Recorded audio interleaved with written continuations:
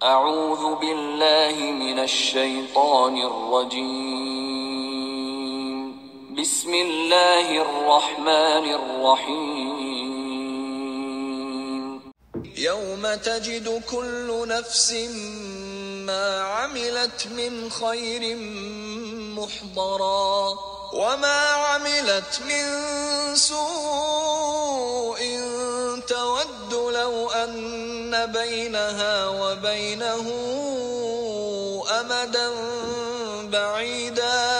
ويحذركم الله نفسه والله رؤوف بالعباد. السلام علیکم ورحمۃ اللہ وبرکاتہ. نحمده ونصلی علی رسولہ الکریم، اما بعد، فاعوذ باللہ من الشیطان الرجیم. بسم اللہ الرحمن الرحیم. رب اشرح لی صدری ویسر لی امری واحلل عقدۃ من لسانی یفقہوا قولی. ربنا زدنا علما، آمین. آج ہم 29 آیت کے اوپر 30 آیت نمبر 30 پہ جائیں گے. اعوذ باللہ من الشیطان الرجیم. بسم اللہ الرحمن الرحیم. یوم، جس دن، تجدو، پائے گا، واو جیم دال اس کا روٹ لیٹر ہے، کلو نفس، ہر نفس، ہر شخص، ہر نفس، ما عاملت، جو اس نے عمل کیا، من خیرن، بھلائی میں سے، محضرا، سامنے، حاضر، وما، اور جو، عاملت، اس نے عمل کیا، عین میم لام اس کا روٹ لیٹر ہے، من سو، برائی میں سے، سین واو حمزہ اس کا روٹ لیٹر ہے. تودو، وہ چاہے گا، واو دال دال، ود کہتے ہیں شدید محبت کو، شدید طریقے سے چاہے گا،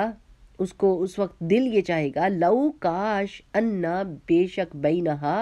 اس نفس کے درمیان، یہ ہا کی ضمیر نفس کو جاری ہے کیونکہ عربی میں نفس جو ہے وہ مؤنث ہے، وبینہو، اور اس کے عمل کے درمیان، امدم بعیدہ، دور کا فاصلہ ہو. امد کا مطلب فاصلہ، بعیدہ دور کا. وَيُحَذِّرُكُمُ اللَّهُ نَفْسَهُ، اور اللہ تعالیٰ ڈراتا ہے تم کو اپنے نفس سے، خبردار کرتا ہے. حادال را،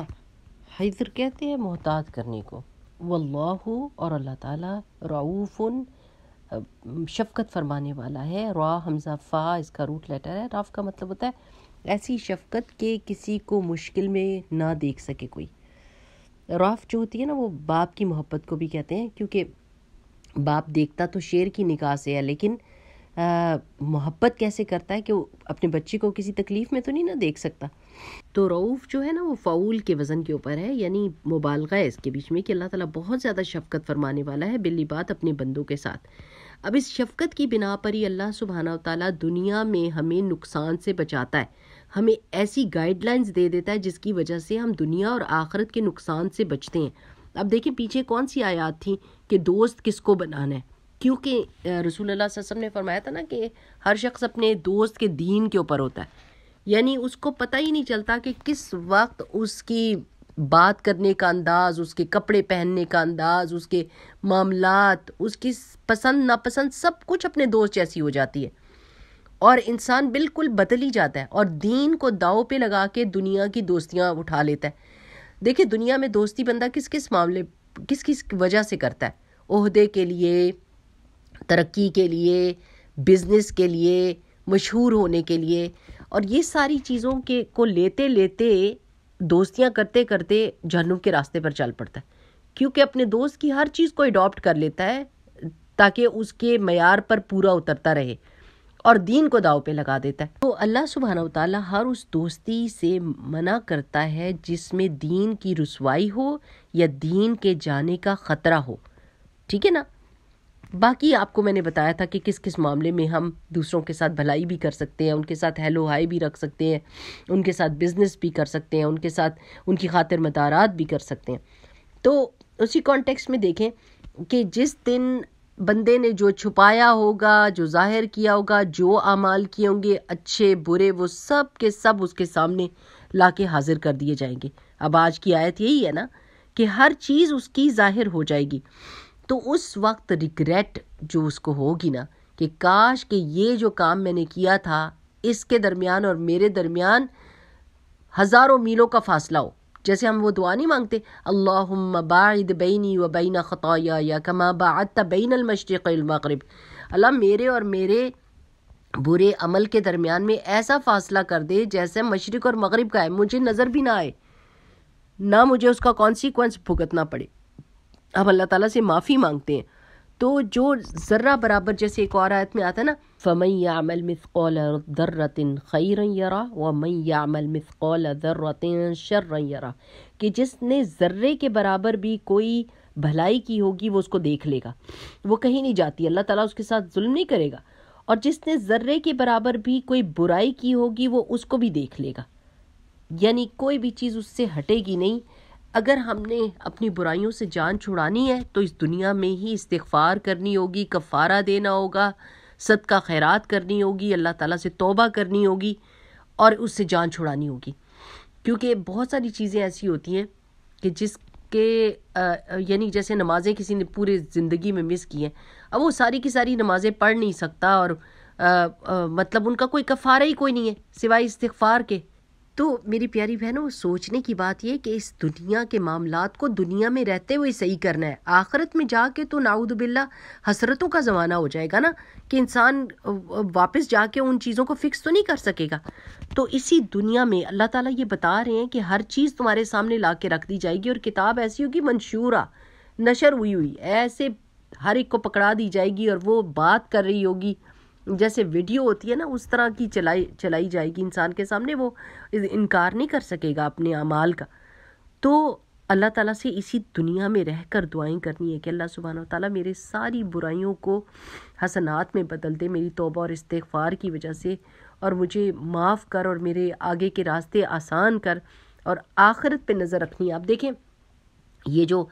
وہ میں بتاتی ہوتی ہوں نا کہ پاکستان میں، انڈیا میں یہ عورتیں جو ہیں 3-3 4-4 گھڑے سر پہ رکھ کے نا، اور دور دور سے آ رہی ہوتی ہیں، اور ان کا گھڑا نہیں گرتا، وہ ادھر ادھر باتیں کرتی ہیں، دانے کھا رہی ہوتی ہیں، آنکھیں مٹکا رہی ہوتی ہیں، لیکن ان کا گھڑے کے اوپر دھیان ہوتا ہے کہ گھڑا گرا تو میری پوری کی پوری مزدوری جو ہے نا، اتنی دور سے جو میں پانی بھر کے لے کر آ رہی ہوں، ساری کی ساری ضائع ہو جائے گی۔ بس میری پیاری بہنوں، بات ساری یہ ہے کہ ہم نے ساری دنیا میں رہنا ہے، سارے کام کرنے ہیں، دنیا میں رہیں گے تو ظاہر کھانا پینا بھی پکانا پڑے گا، مزدوری بھی کرنی پڑے گی، لوگوں کے ساتھ تعلقات معاملات بھی کرنے پڑیں گے، سب کچھ، لیکن ہمارا دماغ آخرت پہ اٹکا ہوا ہے۔ ہم سارے کام کریں گے لیکن ہمارا دماغ آخرت پہ اٹکا ہوا ہے کہ اس کی گڑبڑ نہیں ہونی چاہیے، اس کے بیچ میں کوئی نقصان نہیں ہونا چاہیے، ورنہ ہماری زندگی کی ساری مزدوری لا حاصل ہو جائے گی۔ ٹھیک ہے نا؟ تو اللہ سبحانہ وتعالیٰ اس چیز کا بھی ہم کو بتا رہے ہیں کہ وہ جو ریگریٹ تمہیں بعد میں ہونی ہے، تم ابھی توبہ استغفار کر لو، ہے نا؟ تو جیسے حضرت علی رضی اللہ تعالیٰ عنہ کہتے تھے نا کہ مومن اپنی زندگی میں وہ دیکھ لیتا ہے جو کافر، یعنی مومن مرنے سے پہلے وہ چیزیں دیکھ لیتا ہے جو کافر مرنے کے بعد دیکھتا ہے، یعنی مومن اپنی ہر چیز کو امیجن کر سکتا ہے کہ میں جب قبر میں جاؤں گا تو کون سی چیزیں جو ہے نا وہ مجھے فائدہ دیں گی، میں نے ابھی سے ان کی تیاری کرنی ہے۔ قیامت کے دن میں کہاں کھڑا ہونا چاہتا ہوں، میں اللہ کے عرش کے نیچے جا کے بیٹھنا ہے، میں نے حوض کوثر سے پانی پینا ہے، میں نے جنت میں سب سے پہلے جانے والوں میں سے ہونا ہے، تو مجھے کون سے اعمال کرنے چاہیے کہ جن کی وجہ سے میرے وہ راستے آسان ہو جائیں۔ وہ جو اندھیرے کا وقت ہوگا اور مجھے نور کی ضرورت ہوگی، تو کون کون سی دعائیں ایسی ہیں اور کون کون سے کام ایسے ہیں جو اس وقت میرے نور کو بوسٹ اپ کر دیں گے اور میرا نور زیادہ ہو جائے گا اور مجھے چلنا آسان ہو جائے گا۔ جیسے ہم دعا کرتے ہیں نا اللہم اتمم لنا نورنا، ربنا اتمم لنا نورنا، کہ ہمارے رب ہمارے نور کو پورا کر دے۔ قیامت کے دن چلتے ہوئے ہم دعا کریں گے۔ تو اللہ سبحانہ و تعالیٰ واللہ رؤوف بالعباد، اللہ تعالیٰ اپنے بندوں سے بہت زیادہ شفقت اور بہت زیادہ محبت کرتا ہے، اور اس محبت کی وجہ سے اللہ سبحانہ و تعالیٰ ہمیں ہر اچھی بات کا حکم دیتا ہے، ہر برائی سے روکتا ہے، اور ہر برائی کا کانسیکوینس بھی بتا دیتا ہے، یہ بھی بتا دیتا ہے کہ اس کا نتیجہ کیا ہوگا، کہ کہیں اس میں پھنس نہ جانا، یہ کام نہ کرنا۔ تو اپنے دن کے معاملات میں میری پیاری بہنوں جتنا زیادہ استغفار کی کثرت کریں اتنی اچھی ہے۔ رسول اللہ صلی اللہ علیہ وسلم نے فرمایا تھا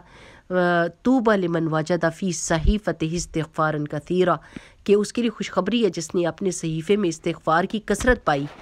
تو استغفار منہ زبانی نہیں کرنی، استغفر اللہ استغفر اللہ استغفر اللہ گنتے گئے کہ 100 دفعہ ہوگی ہے کہ نہیں، کانشیس استغفار کہ ہاں میرے رب میں نے بہت ساری غلطیاں بہت ساری کوتاہیاں کی ہیں، لیکن ان کو ڈھانپ دے اللہ تعالیٰ، ان کے برے نتائج سے مجھے محفوظ رکھ میرے پاک پروردگار،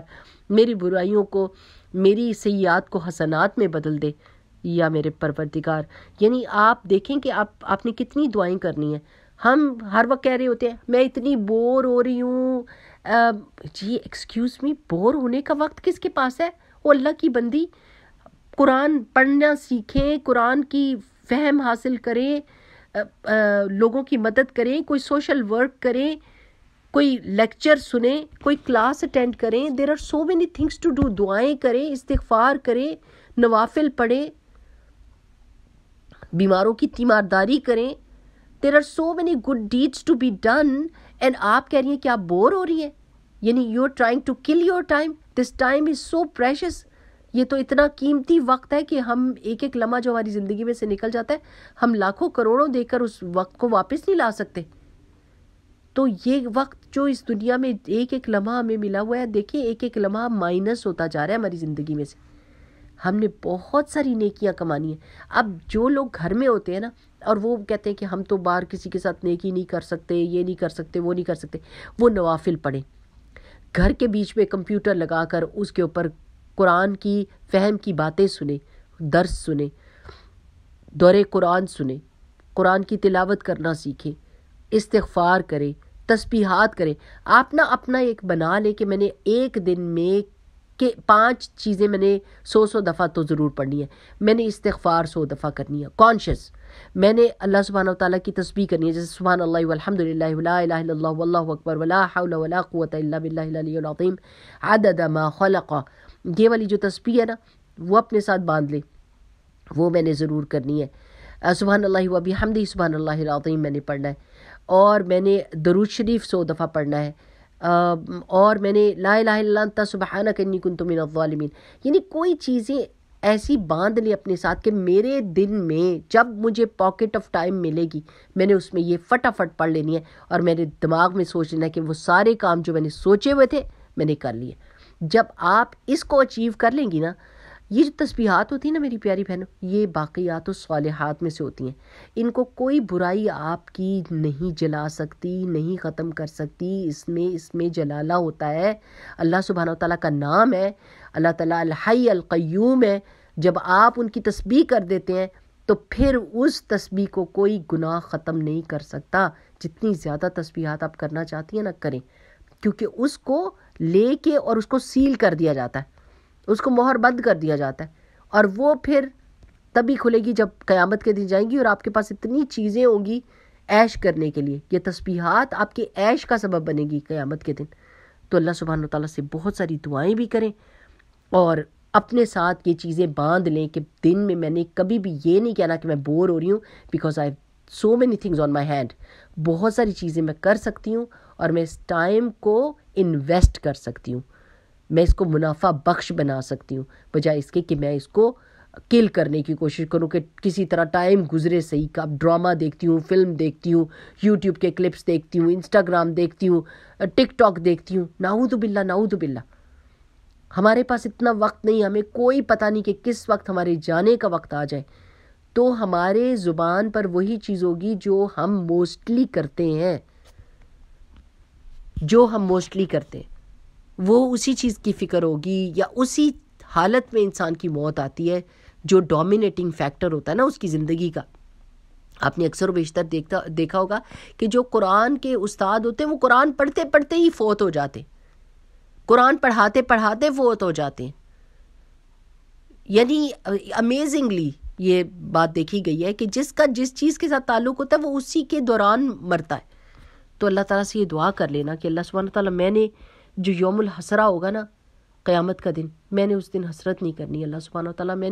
مجھے ان لوگوں میں سے بنا دے جن کے بارے میں تو نے کہا لا خوف علیہم ولا هم یحزنون، کہ جن کے دلوں میں نہ خوف ہوگا اور نہ حزن ہوگا۔ اللہ تعالیٰ ان کو اس چیز سے آزاد رکھے گا۔ تو قیامت کا دن میرے لیے آسان کرنا اللہ سبحانہ تعالیٰ، اس دن نہ تو مجھے کھڑا ہونا پڑے، اور مجھے سواری